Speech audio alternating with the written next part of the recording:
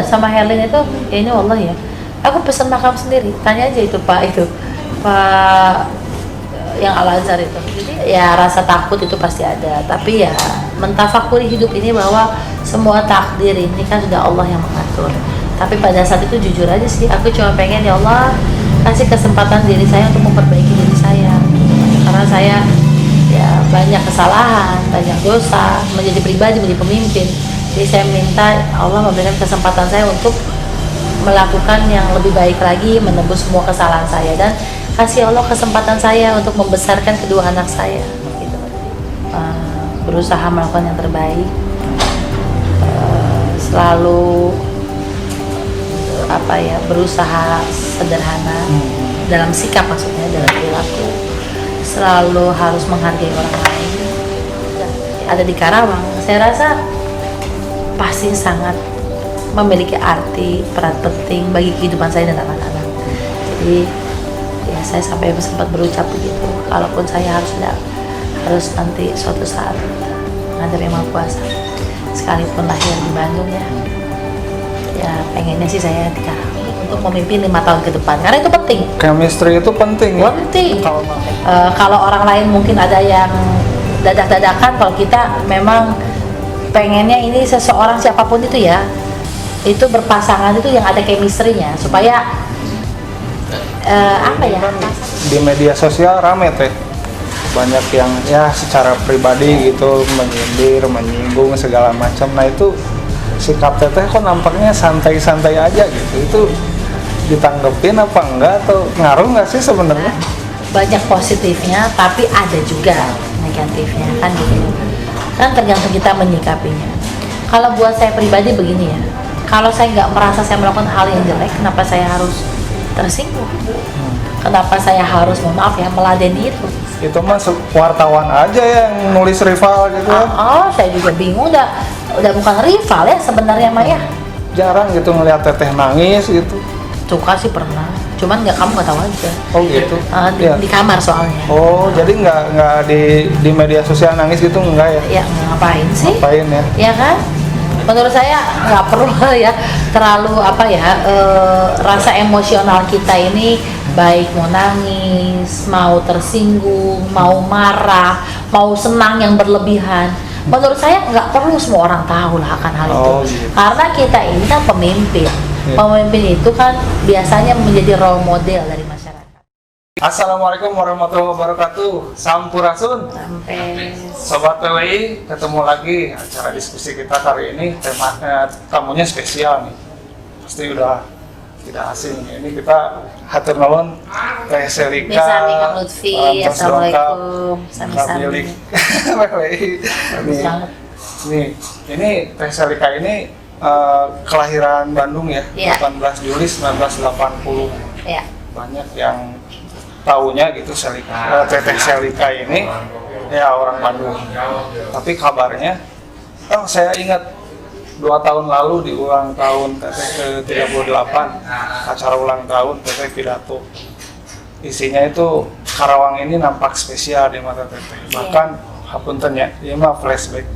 Teteh bilang kalau saya meninggal ingin dimakamkan di Karawang. Apa sih bisa spesial itu? Terus kabarnya juga Teteh juga ada keturunan dari Karawang. Nah itu bisa diceritain. Iya, benar Kang Lutfi. Jadi aku memang lahir besar di Bandung. Sampai suatu saat di tahun 2008 ketika aku jadi anggota Dewan Provinsi Jawa Barat, dan di 2010 saya jadi wakil bupati, tiba-tiba semua keluarga besar, khususnya para nenek kakek saya. Jadi waktu itu kebetulan nenek saya itu salah satunya adalah yang ibunya dari Om Arif. Arif itu Sultan Kasepuhan Cirebon. Namanya Newati ya. Newati itu adalah adik kandung kakek saya dari ibu saya.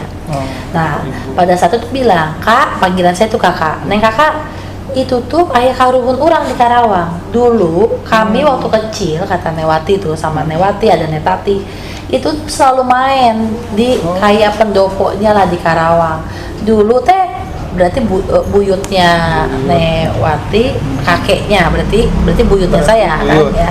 Itu dulu tuh wedana lah. Saya kan rada kurang paham ya, maksudnya karena saya anak yang memang cenderung generasi hari ini ya, sehingga sejarah generasi yang sebelumnya ya memang saya hanya hafal sampai nenek kakek aja, jadi nggak di atas nenek kakek. Nah terus saya bilang, oh gitu ya, Nek Tati, di mana ya dimakaminnya? Ibu saya waktu itu masih ada.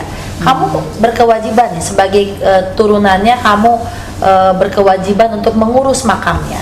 Di mana dimakamkan? Di Kaum. Nah saya waktu itu Pak Acep Jamuri masih kepala dinas PU pada saat itu. Pak, Bapak kan hafal nih tentang Karawang. Nah ini ada makam leluhur saya, itu dimakamkan di Kaum. Namanya saya sebutkan pada saat itu. Terus coba Pak dicari makamnya gitu kan. Nah Pak Acep pada saat itu memang sangat membantu kami karena berkoordinasi dengan keluarga dan menemukan makam uyut saya, berarti ya uyut saya yang dimakamkan di Kaum Karawang, sebelah Masjid Agung Karawang. Jadi saya baru mengetahui bahwa ada ternyata sejarahnya, karena memang ibu saya itu nenek kakek saya dari ibu saya itu dimakamkan di Sagalaheran. Jadi dulu ini Karawang, Subang, Purwakarta itu kan nyatu semuanya, dan memang nenek kakek saya dari almarhumah ibu saya itu makamnya di makam Sagalaheran di belakang pasar.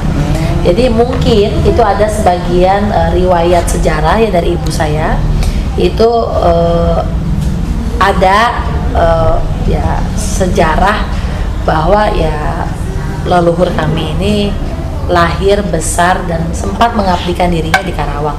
Nah semenjak itu aja sih aku tahunya ya. Jadi memang pada saat itu kan masih muda banget ya, aku masih kurang lebih sekitar 29 tahun. Dan karena saya lahir besar di Bandung sehingga saya memahaminya setelah orang tua ini pada bicara pada saya dan meminta saya untuk mengurusi makamnya. Dan sampai sekarang pun alhamdulillah kami urusi, termasuk Pak Acep ya, Pak Acep sebagai ketua DKM Masjid Agung, saya selalu titip bahwa salah satu makam dari leluhur saya, buyut saya yang ada di Karawang untuk dijaga, dan kami selalu ya, ziarah dan takziah ke sana. Ada ingat nggak pesan-pesan dari leluhur Teteh mungkin yang diteruskan ke kakek nenek Teteh supaya seperti apa dalam hidup? Iya, yang pasti orang tua saya selalu mengajarkan harus jadi manusia yang jujur sih. Jujur, berusaha melakukan yang terbaik, selalu berusaha sederhana dalam sikap, maksudnya dalam perilaku, selalu harus menghargai orang lain. Ya hal-hal itu yang ditanamin dari kecil. Makanya kalau lihat hari ini kan ya saya berusaha seoptimal mungkin untuk melakukan hal itu. Siap. Nah ini Teh ada yang kelewat nih, apa spesialnya Karawang di mata Teteh? Begini ya, walaupun saya baru 12 tahun menjadi orang Karawang secara legalitas KTP saya, jadi saya baru 12 tahun, tapi saya anggap loh saya orang Karawang kan gitu loh, karena saya siapapun menurut saya yang berdomisili di Karawang, apalagi dia memiliki identitas Karawang, terus dia juga bisa berkiprah di Karawang. Dan kami ini ya, saya khususnya dan anak-anak saya juga hidup di Karawang, apalagi anak saya udah berarti dari umur 13 tahun, dari umur 2 tahun, jadi 11 tahun dah ada di Karawang. Saya rasa pasti sangat memiliki arti peran penting bagi kehidupan saya dan anak-anak. Jadi ya saya sampai sempat berucap begitu, kalaupun saya harus nanti suatu saat menghadap Yang Maha Kuasa, sekalipun lahir di Bandung ya pengennya sih saya di Karawang. Oke. Ya.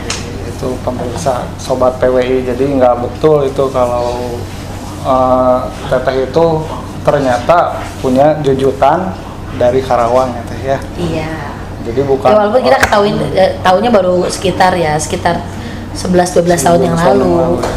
Ya. Nah Teh sebagai ini nih Bupati Wanoja ya, aktivitasnya segudang, agenda dari pagi sampai malam. Nah Teh ada nggak tips nih buat sobat-sobat PWI untuk menjaga kebugaran, stamina, khususnya atau kalau merbahan lah tong isinkeunnya. Nah gaduh pemimpin perempuan sibuk aktivitas segala macam, sehat alhamdulillah, bahkan survivor ini beliau ini survivor COVID bayangin. Itu waktu itu sempat gimana teh perasaan? Ya, perasaan takut, cemas, khawatir ya. Ya alamiah lah ya, setiap manusia pasti merasakan hal itu, apalagi aku kan di gelombang pertama, 6 bulan yang pertamanya masih awal-awal ada COVID, masih pemberitaan yang serem, sangat menakutkan, obat belum ada, terus juga swabnya susah banget. Dulu kita hanya di rapid reaktif dikatakan dia positif COVID, padahal kan ternyata nggak seperti itu hari ini. Jadi ya rasa takut itu pasti ada, tapi ya mentafakuri hidup ini bahwa semua takdir ini kan sudah Allah yang mengatur. Tapi pada saat itu jujur aja sih, aku cuma pengen ya Allah kasih kesempatan diri saya untuk memperbaiki diri saya gitu kan. Karena saya ya banyak kesalahan, banyak dosa, menjadi pribadi, menjadi pemimpin.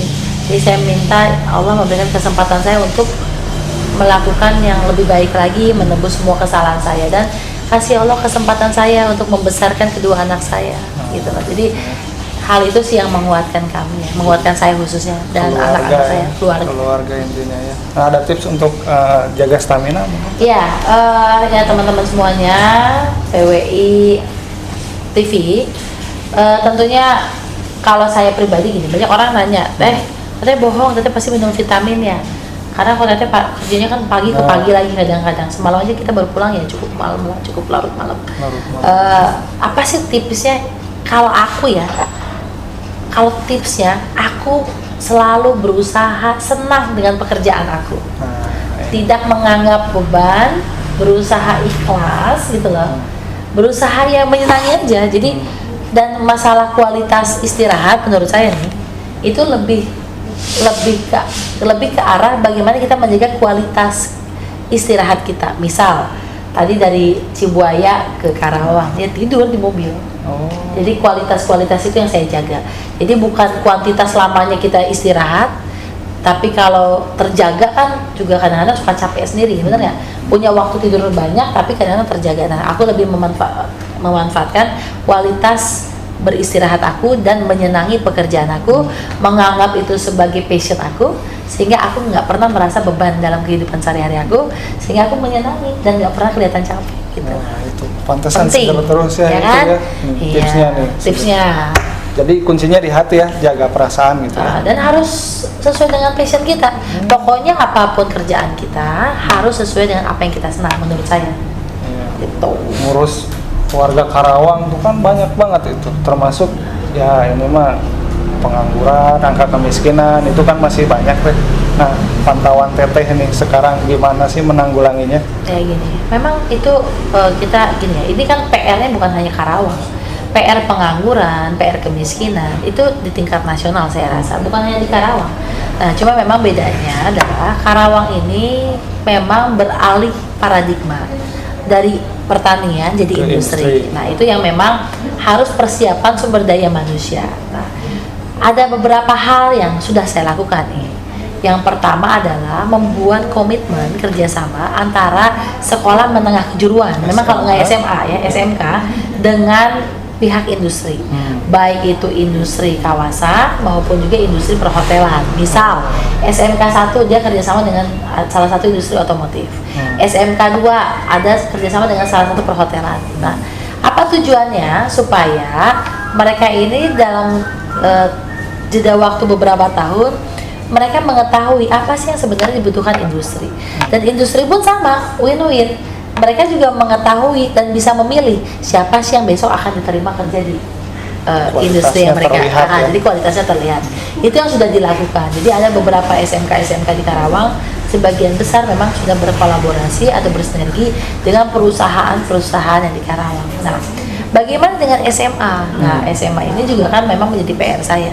Ketika tentunya hari ini seluruh perusahaan yang di Karawang ini dengan Perda, ada peraturan daerah ya zamannya Pak Haji Adi Suara dan saya ya jadi wakil bupati, di mana kami ini memberikan kesempatan peluang kerja bagi warga Karawang sebanyak 60% untuk bekerja di Karawang, khususnya di industri Karawang.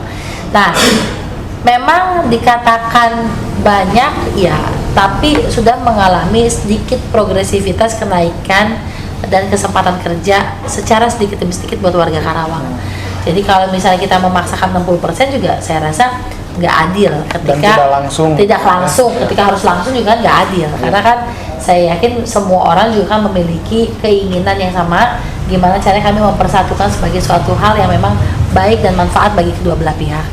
Tapi saya lihat kecuali yang padat karya ya, kalau padat karya itu justru 85% itu adalah usia yang lulusan SD, perempuan, warga Karawang. 85% loh.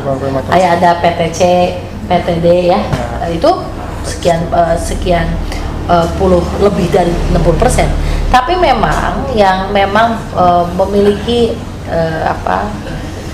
basic sesuatu hal yang memang dibutuhkan oleh perusahaan. Nah ini yang kita harus godok. Bagaimana kebutuhan perusahaan ini harus disinergikan dengan kemampuan anak. Nah ini yang akhirnya kita mau mereka bekerja sama. Nah itu yang pertama dari segi SDM. Dari segi praktik calo nih, tanda kutip ya, calo nih ya. Ini kan makanya sorotan juga teh ya. Apa? Sorotan juga ya kan? Iya kan sebenarnya gini Bu, ini kita banyak oknum calo dari A, Bu, banyak oknum calo dari B. Kami ini dimintain cicis Bu, sekian juta, ada yang di 3 juta, ada yang 5 juta, ada yang udah bayar nggak dikasih. Nah, korbannya banyak teh, banyak yang viral gitu. Makanya kemarin sebenarnya dari tahun lalu saya bilang, gimana caranya kita buat aplikasi nih, sistemnya udah sistem online, supaya kita ini mutus hal-hal dari oknum-oknum yang nggak diinginkan. Karena kan susah ya, bayangin kita harus mengendalikan berjuta-juta orang, mungkin beratus-ratus kepentingan, bener nggak? Yeah.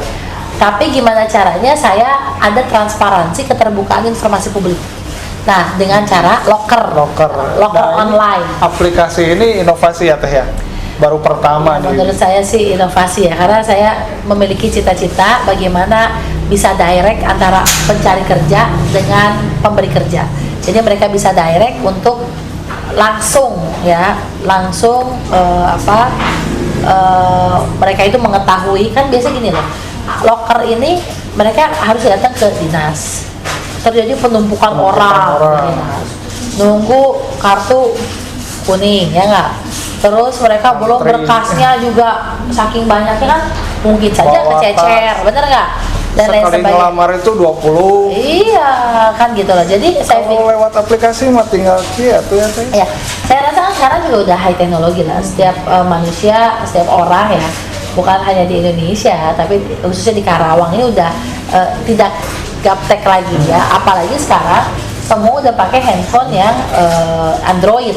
Jadi mereka udah bisa mengakses, dan biasanya kan pencari kerja usia milenial, usia produktif. Jadi saya rasa mereka pasti bisa menggunakan itu. Jadi mudah-mudahan dengan adanya inovasi, salah satunya adalah Infolocker ya, online, ini bisa membantu warga kami untuk langsung direct mengetahui informasi-informasi yang dibutuhkan oleh perusahaan, dan perusahaan pun sama, bisa langsung direct ya, memutus mata rantai dari oknum-oknum yang nggak bertanggung jawab untuk mencari dan membuka lapangan pekerjaan. Terus pencari kerja juga dimudahkan ya, nggak perlu datang ke job fair, ngantri, pasar sedek, belum bensin, beresiko di jalan.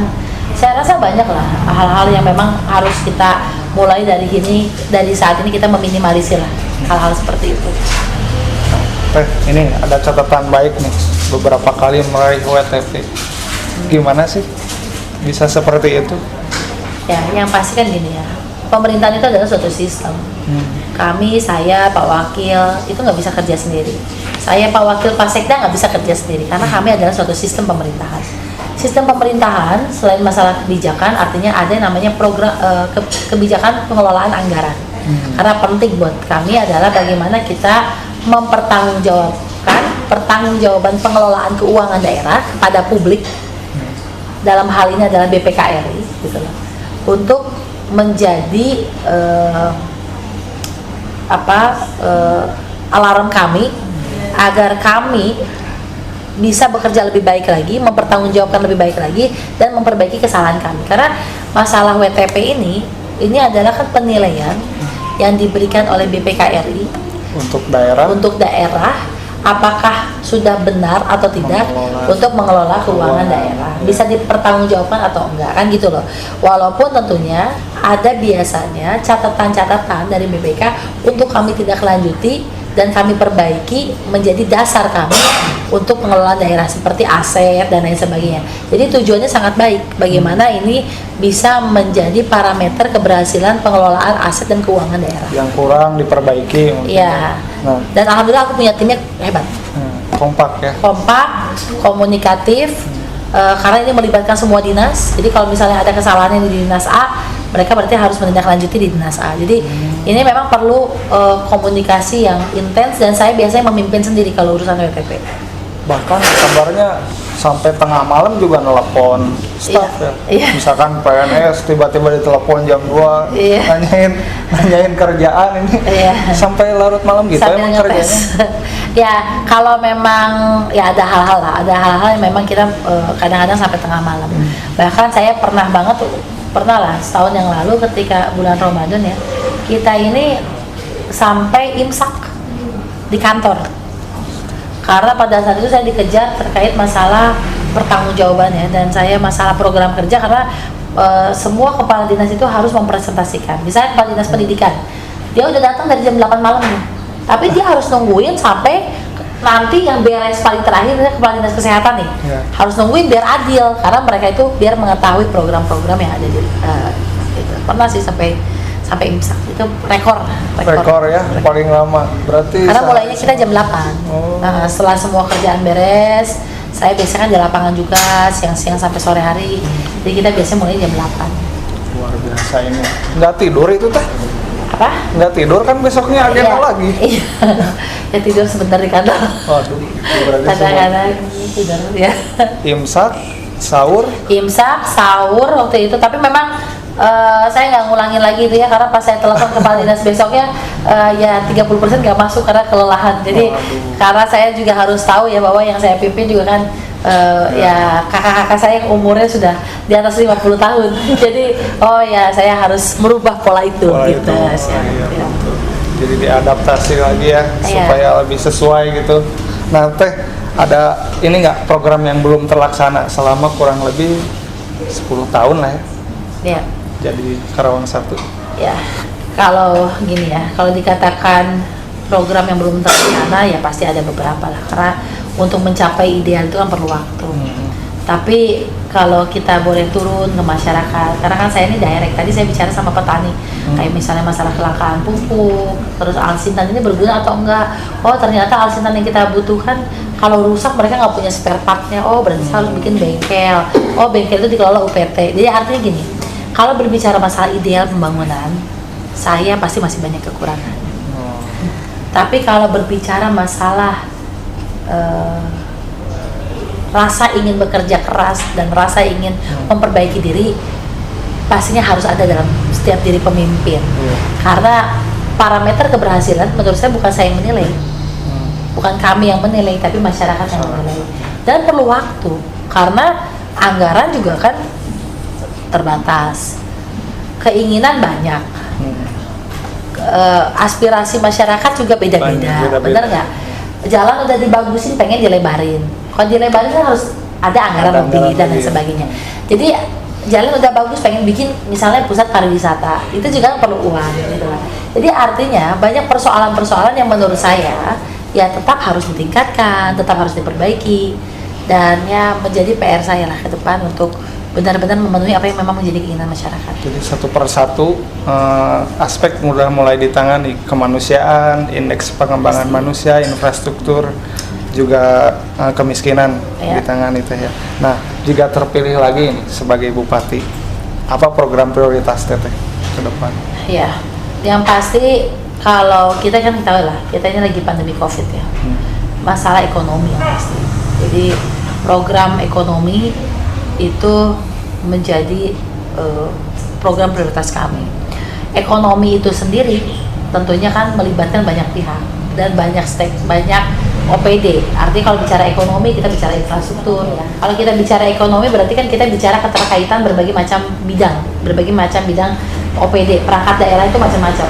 Bicara ekonomi berarti bicara infrastruktur. Bicara ekonomi berarti bicara masalah UMKM. Bicara ekonomi berarti bicara masalah pendidikan. Karena pendidikan yang rendah itu berdampak berbanding lurus dengan ekonomi yang rendah, ya kan? Bicara ekonomi berarti bicara kesehatan. Bicara ekonomi berarti bicara semua hal lah yang memang harus kita antisipasi. Oleh karena itu program yang memang mendasar salah satunya adalah pengangguran, itu kan bagian ekonomi juga. Itu adalah program ekonomi kerakyatan, ekonomi yang berkeadilan, dan bagaimana kesejahteraan masyarakat Karawang ini meningkat dengan parameter output yang jelas, yaitu adalah indeks pembangunan manusia yang memang harus makin meningkat, dan juga program-program lainnya yang disendirikan dengan ekonomi itu sendiri. Nah Teh, ini mantau di media sosial Teh, banyak laporan juga ke PWI. Ini mah di masa pemilu ini kan di media sosial rame Teh, banyak yang ya secara pribadi gitu menyindir, menyinggung segala macam. Nah itu sikap Teteh kok nampaknya santai-santai aja gitu, itu ditanggepin apa enggak, atau ngaruh nggak sih sebenarnya? Ya beginilah ya, memang ini kan terbuka informasi publik ini, kalau kita bicara banyak positifnya tapi ada juga negatifnya kan gitu, kan tergantung kita menyikapinya.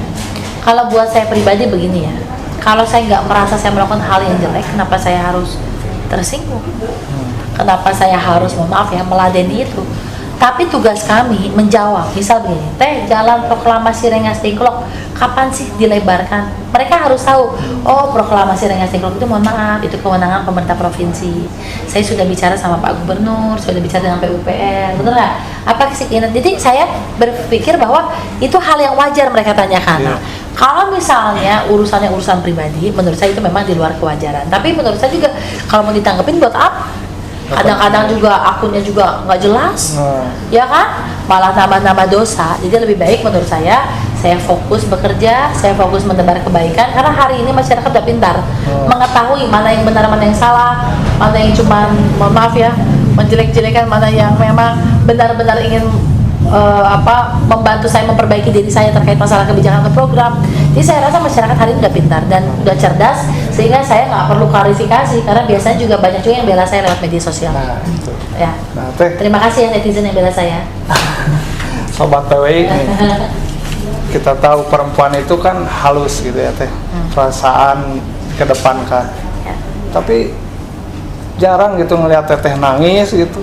Suka sih pernah, cuman kamu nggak tahu aja. Oh gitu. Di kamar soalnya. Oh, jadi nggak di media sosial nangis gitu, enggak ya? Ya ngapain sih? Ngapain ya? Ya kan? Menurut saya nggak perlu ya terlalu rasa emosional kita ini, baik mau nangis, mau tersinggung, mau marah, mau senang yang berlebihan. Menurut saya nggak perlu semua orang tahu lah akan hal itu. Gitu. Karena kita ini kan pemimpin. Pemimpin itu kan biasanya menjadi role model dari masyarakat. Kalau pemimpinnya sedih, misalnya saya nih sedih waktu saya nahan nangis waktu saya COVID, kan lihat kan? Kelihatan sih, tapi nggak sampai keluar ya. Itu kan nahan. Tapi kan banyak orang yang ikut sedih gitu loh.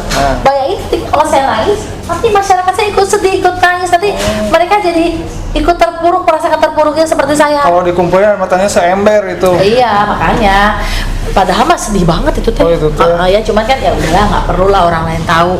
Cukup saya dan keluarga saya aja yang tahu, dan ini bisa menjadi pembelajaran yang sebenarnya harus kita tafakuri gitu. Berarti bukan tegar yang dibuat-buat ya waktu itu ya? Apa? Tegar yang dibuat-buat. Ya sempat nangis dikit lah. Itu kebayang ya. Teteh juga gimana ya? Ya manusia tuh namanya juga ya. Manusia takut juga ada ya. Terus juga ngerasa kita teh ya banyak kesalahan, banyak hal yang belum saya perbaiki ya. Terus kalau ngelihat anak-anak siapa yang ngurus, ya adalah rasa sedih kayak gitu. Jadi saya rasa wajar lah, apalagi kita perempuan sebagai seorang ibu, wajar. Dan waktu itu juga hapunten ya, COVID ini kan sama nyawa gitu lah ya, bukan sakit yang biasa lah gitu. Cuman dan sampai kita benar sama Herlin itu, ya ini wallah ya, aku pesen makam sendiri, tanya aja itu Pak yang Al-Azhar itu. Jadi itu pesimis atau gimana itu? Bukan, karena gini, waktu itu ada pasien Tuan Radi, aku ingat banget, Tuan Radi di Pedes meninggal.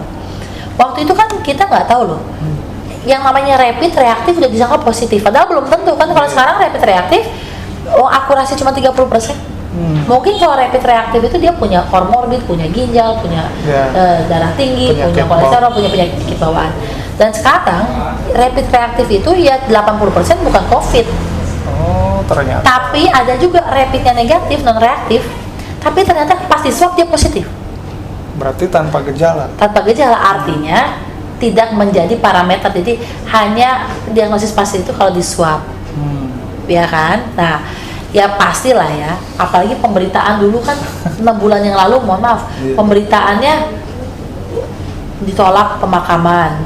Nah, Tuan Radi itu ditolak waktu itu di daerah salah satu kecamatan, bisa disebut ini, di salah satu kecamatan lah ditolak.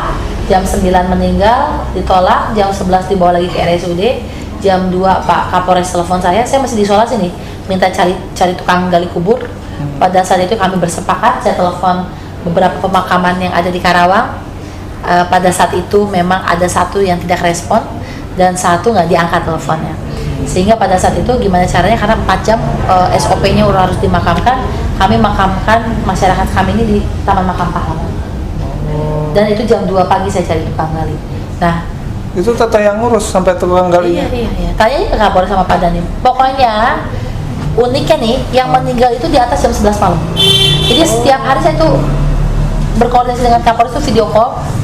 Jadi saya tuh tanya Helen, saya tuh tidur tuh pasti udah subuh.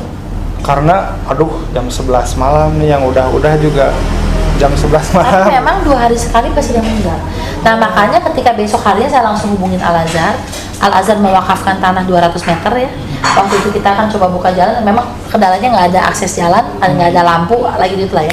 Akhirnya saya berinisiatif, saya dibantu oleh salah satu perbankan, CSR-nya 2 pemakaman, sisanya saya beli 5. Karena saya juga khawatir, karena kematian pertama kita nggak tahu, kan kematian itu kita nggak tahu kapan. Kedua, saya harus menolong sebanyak-banyaknya warga saya. Ketiga, khawatirnya ada penolakan jenazah, kita belum siap, sehingga pada saat itu saya ya kifarat baik lah gitu ya. Artinya saya udahlah, pokoknya pada di dalam begini, pokoknya sekecil apapun kebaikan akan dilakukan, minimal nambah pahala saya gitu loh. Jadi tabungan ya. Tabungan ya. Dan siapa tahu amal yang kecil itu yang menentukan. Justru kita, menolong kita. Dan alhamdulillah Allah menolong saya, menolong Herlin dan teman-teman untuk sembuh di gelombang pertama. Akhirnya jadi survivor ya. Amin. Gimana Teh jadi survivor, takut lagi nggak sama corona? Ya takut lah, karena kan gini ya, soalnya ada juga kan sekarang yang memang terkena lagi, sudah kena terkena lagi. Jadi kalau bisa juga ya gitu. Bisa, sebenarnya corona, misalnya aku nih udah kena nih corona, makanya ada vaksinasi. Kalau vaksinasi itu kan virus yang dilemahkan, jadi diambil dari aku, nanti pokoknya ada mekanisme kedokterannya gitu ya, terus disuntikin ke dirimu gitu loh. Nah, dengan harapan kalau ada virus itu masuk lagi, ada sign, ada tanda dalam tubuh kita. Jadi kenapa orang bicara kalau udah kena corona nggak kena lagi? Iya, kalau strainnya sama. Tapi kalau strainnya berbeda, si virus flu-nya beda nih, virus coronanya berbeda, sama kayak virus influenza. Udah disuntik influenza kan, kalau mau umroh suka disuntik influenza, meningitis ya. Tapi kadang-kadang suka kena lagi flu. Karena si strainnya, jenis virusnya berbeda yang kena ke kita. Berarti ada mutasi corona itu ya? Bukan ada mutasi. Jadi corona itu masih dalam penelitian, memiliki tipe yang berbeda-beda. Jadi corona yang misalnya di Eropa berbeda dengan yang di China, yang di Cina beda dengan yang di Cina gitu lah. Jadi bermutasi gitu. Jadi Teteh juga waspada sebetulnya ya? Harus selalu waspada, cuma memang ya gini ya, kadang-kadang kayak tadi masyarakat nih kalau udah ketemu pengennya meluk, pengennya deket. Gimana Teteh cara menolak halusnya gitu kan, takutnya tersinggung gitu, fans mah gimana lah. Ibu puntennya, ayeuna mah salibna kieu yang punya, tapi kita pakai masker ya. Aku mohon maaf ya, kita pengen, ibu jangan lupa pakai masker ya. Ya meluk, tapi kan kita pakai masker dua-duanya. Kalau enggak juga ya dengan cara gimana lah supaya sopan, nggak menyinggung, tapi juga ya kita tetap terjaga gitu. Nah, Teh, Teteh ini jauh dari kabar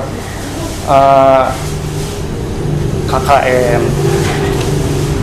Ada nggak sih yang ya dari pihak-pihak yang menawarkan gitu, sebenarnya udah nggak aneh lah.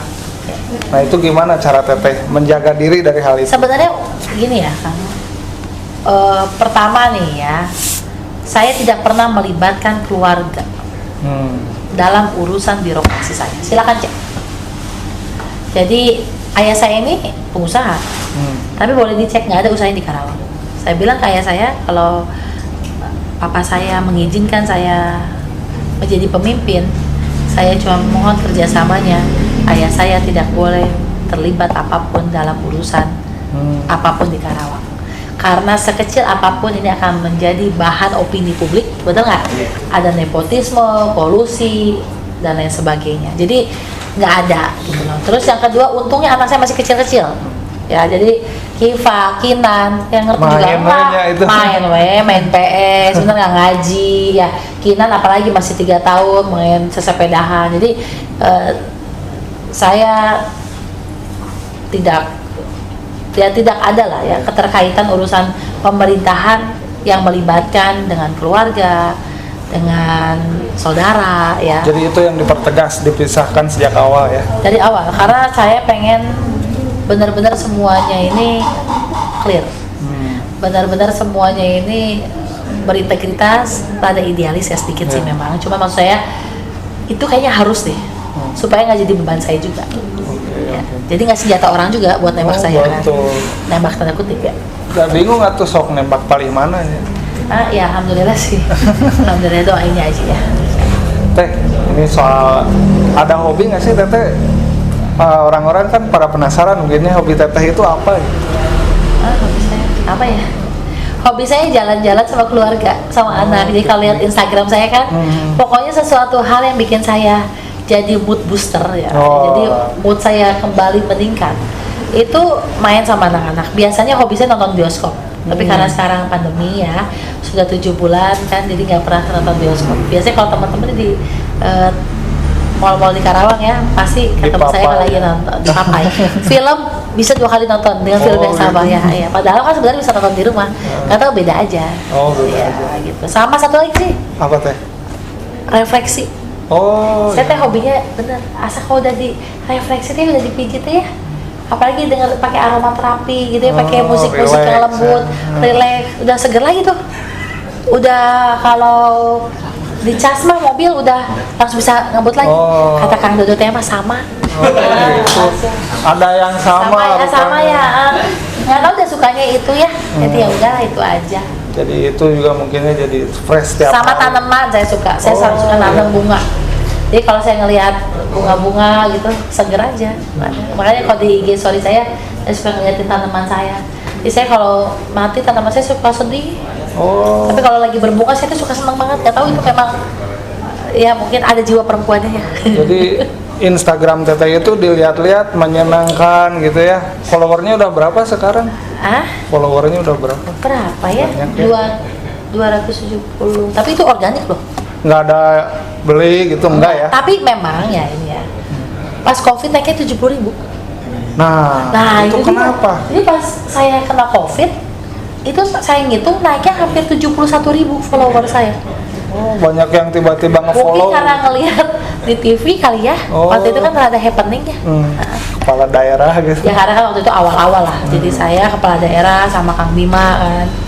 Ya cukup. Jadi kan artinya bukan hanya di Karawang, tapi mungkin ada teman-teman yang di luar daerah. Teh, ini nih followernya kan banyak. Dilihat-lihat ada yang militansinya sampai gimana gitu ke Teteh. Nah itu Teteh gimana cara merangkul follower gitu sampai militansinya seperti itu? Saya jawab sendiri. Kalau Instagram saya jawab sendiri, Facebook pun saya jawab sendiri. Ya semuanya. Karena begini ya, beda ya kalau dijawab orang, maaf, jawab admin, bahasa tuh beda.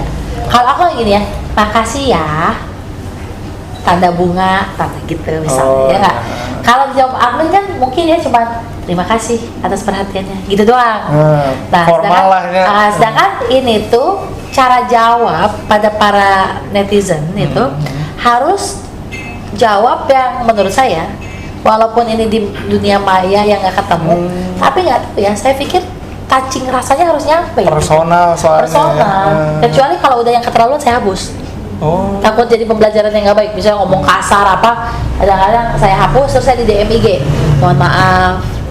Dinasehati. Dinasehati. Di sini ada kayaknya yang udah di DM yang kasar-kasar ada? Nggak ada ya? Nggak ada. Nggak ada ya.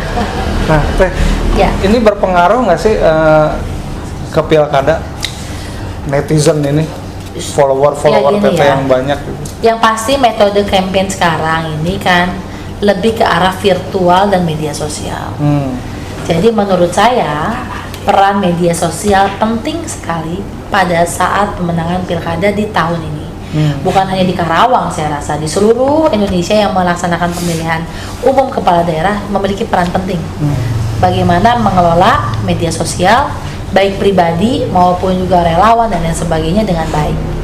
Nah itu sangat penting. Nah diuntungkan bagi orang-orang yang sebenarnya sudah populer duluan. Tapi populer aja menurut saya nggak cukup. Karena masyarakat hari ini bukan berandai-andai memilih pemimpin, tapi masyarakat ini pasti memiliki harapan baru untuk pemimpin yang mereka pilih, siapapun itu ya, bisa memperjuangkan aspirasi masyarakat. Menurut Jadi, saya. walaupun follower Teteh lebih tinggi dari calon lainnya, belum tenang ya itu? Belum tenang. Malah ada yang lebih tinggi daripada aku kan? Oh iya. Iya kan, aku saingannya juga sama adalah artis yang udah juta-juta. Oh gitu. Tapi nggak keder ya? Enggak ya. Karena menurut saya gini, setiap orang kan udah punya takdirnya masing-masing. Tapi kan kita wajib ikhtiar ya. Jadi saya pikir sekarang tapi peran medsos itu penting. Jadi bagaimana kita hari ini, mohon maaf ya, kalau menjual visi misi menurut saya udah nggak zaman sekarang. Oh gitu. Karena orang ya visi misi itu penting untuk dipaparkan, tapi harus real ya. Bisa nggak dilakukan gitu loh. Kalau orang cuma ngomong, mohon maaf ya, kita akan mengentaskan misalnya pengangguran, caranya gini. Wacana banyak gitu ya? Kalau wacana kan kita bisa berwacana. Toh saya jujur aja selama 5 tahun sama Kang Jimmy, saya merasa banyak kurangi diri saya. Karena tidak segampang itu ternyata melakukan suatu kebijakan itu kan nggak segampang itu. Gitu. Teh, ada lagi nih di media sosial. Ini saingan Teteh gitu ya. Dia bisa dibilang lawan politik lah, foto bareng, ceria. Itu emang gitu beneran itu?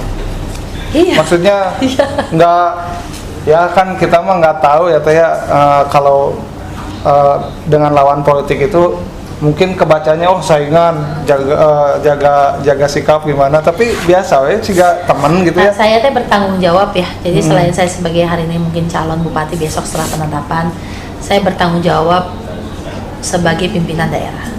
Bertanggung jawab membantu kepolisian, bertanggung jawab membantu TNI, bertanggung jawab membantu KPU dan juga penyelenggara pemilu untuk menciptakan suasana yang kondusif. Oh, jadi itu mah menciptakan iklim damai. Damai gitu. Dan alhamdulillah teman-teman juga damai.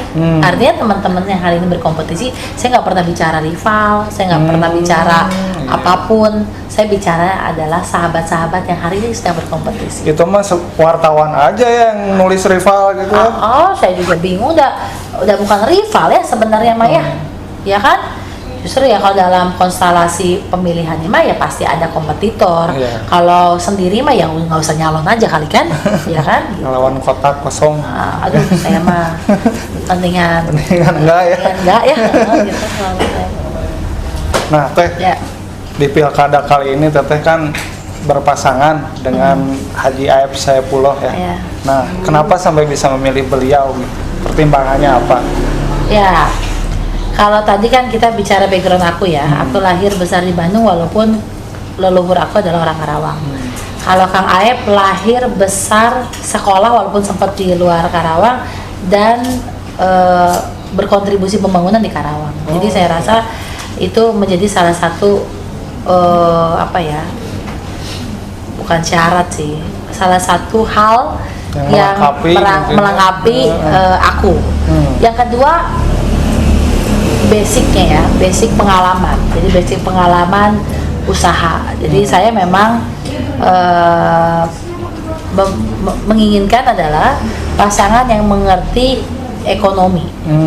Jadi sehingga persoalan-persoalan seperti kemiskinan, pengangguran itu bisa lebih optimal lagi kita untuk tekan gitu. Karena tadi kan kita bicarakan bahwa salah satu program ini adalah ekonomi, masalah ekonomi, apalagi menanjak selesainya pandemi ini kan persoalan ekonomi ini menjadi salah satu faktor penting.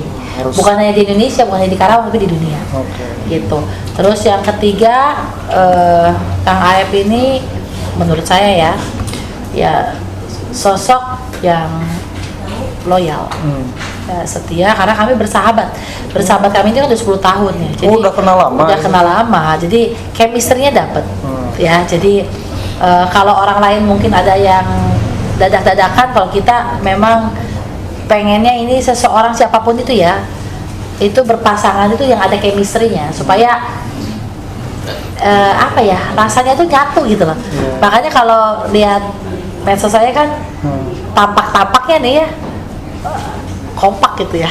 Gitu kan. Ya mudah-mudahan ini bisa menjadi salah satu kekompakan kami untuk memimpin 5 tahun ke depan. Karena itu penting. Chemistry itu penting. Penting. Kalau nggak kompak gimana ngurus masyarakat? Gimana masyarakat mau kompak kalau ngelihat pemimpinnya nggak kompak? Gitu. Setuju nggak? Setuju sih. Ya itu secara psikologis berpengaruh ya. Iya. Kan pemimpin itu contoh. Kalau contohnya udah nggak kompak mah. Iya. Nah apa gitu? Iya. Gitu. Nah teh, ini terakhir nih teh. Ya. Banyak juga nggak apa-apa, yang nggak terakhir juga masih siap. Ini teteh bisa sibuk. Oh ya. Kan banyak kegiatannya. Teh, ya. Ini Pilkada Karawang ini kan dibuat fun gitu ya. Nah, ada pesan-pesan nggak buat pendukung teteh atau warga Karawang yang punya hak pilih nanti? Iya, yang pertama tentunya buat warga Karawang, seluruh masyarakat Karawang yang hari ini melihat kami. Yang pertama, ini adalah pilihan demokrasi ya. Kami hari ini menjadi salah satu kontestan.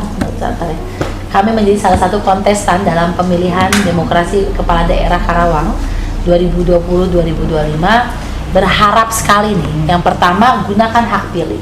Karena kalau kita nggak gunakan hak pilih, ya artinya kita nggak berpartisipasi dalam pesta demokrasi. Itu yang pertama. Apalagi hari ini pihak penyelenggara pemilihan kepala daerah ini sudah mendekatkan TPS dengan rumah tinggal masing-masing. Jadi hari ini ada penambahan TPS walaupun memang lebih kurang dari waktu Pilpres. Jadi harapannya adalah hak pilih, partisipasi pemilih ini bisa menjadi salah satu parameter kesuksesan pemilihan.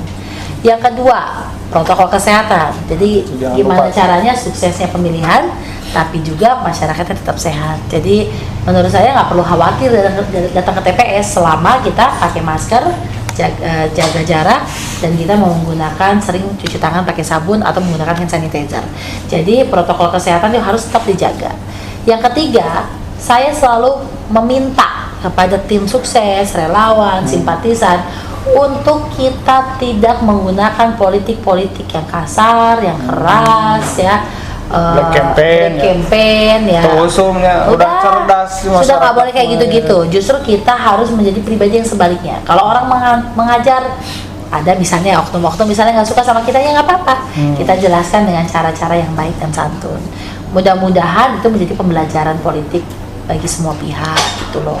Karena yang namanya politik pada hari ini, saya rasa ini kita dinilai ya kedewasaan kita dalam berpolitik dan harus mampu menjadi representasi contoh yang baik. Karena biasanya calonnya mah adem ayem, yang berantemnya gitu. Para pendukung. Nah, harapannya kalau untuk saya, para pendukung saya nggak boleh lah kita ribut-ribut dengan siapapun itu. Dan saya yakin para pendukung dari para sahabat-sahabat saya yang lagi berkompetisi pun pasti akan melakukan hal yang sama. Siap. Jadi itu Sobat TWI, perbincangan kita dengan petahana Bupati Salika Nur Hadiana. Nah, satu lagi kalau boleh ditambahkan intinya, tong rudat di medsos, tolong deh dewasa ya, sampurasun, hatur nuhun teteh, hapunten bila aya kalpatan. Assalamualaikum warahmatullahi wabarakatuh. Waalaikumsalam.